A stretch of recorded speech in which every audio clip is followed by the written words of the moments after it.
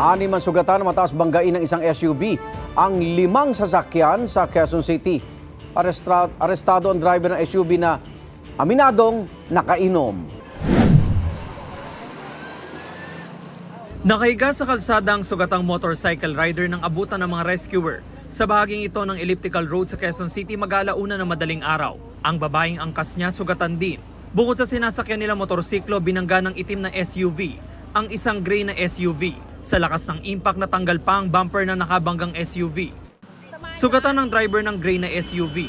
Kwento ng kasamahan niya, nagulat na lang sila na mag-counterflow ang itim na SUV. Salubong siya. So nilihis na namin yung sakyan namin kasi 10 lang yung namin wala pang 20 yung takbo.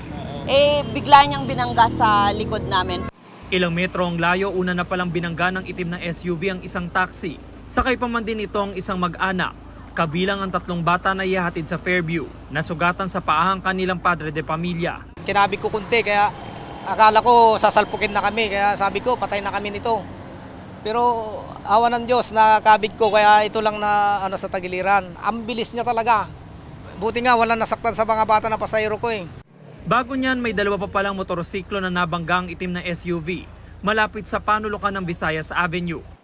Sugatan ng lalaking motorcycle rider. Nagkasugat din sa paa ang babaeng pasahero ng isa pang motorsiklo. Nung sinigawan ko na counterflow, kami naman po yung tutumbukin kaya umiwas po ako na kinabig ko po yung motor ko na pakanan. Kwento ng mga saksi, galing daw sa East Avenue ang itim na SUV at mabilis na nag-counterflow sa Elliptical Road. May ibang sasakyan pa siyang muntik mabangga. Nakita ko na siya kaya iniwas ko na yung sarili ko. Sabi ko pagdating dito, sabi ko automatic to, may mababangga. Ayan na nga. Ang bilis ang takbo niya mula doon sa Visayas .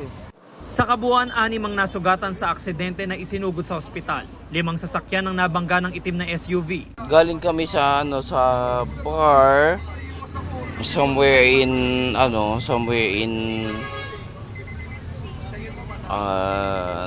Timog.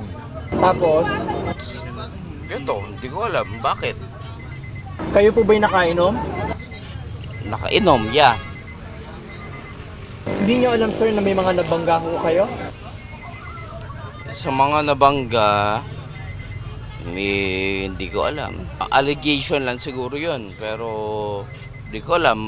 Yung kotse ko naman, may video. Dinala sa QCPD Traffic Sector 3 ang driver na posibleng maharap sa reklamong reckless imprudence resulting in multiple physical injuries and damage to properties. Patuloy ang investigasyon ng mga otoridad. Nagdulot naman ng traffic sa Elliptical Road ang aksidente. Ito ang unang balita. James Agustin para sa GMA Integrated News. Igan, mauna ka sa mga balita. Mag-subscribe sa GMA Integrated News sa YouTube. Sa mga kapuso abroad, subaybayan nyo kami sa GMA Pinoy TV at sa www.gmanews.tv.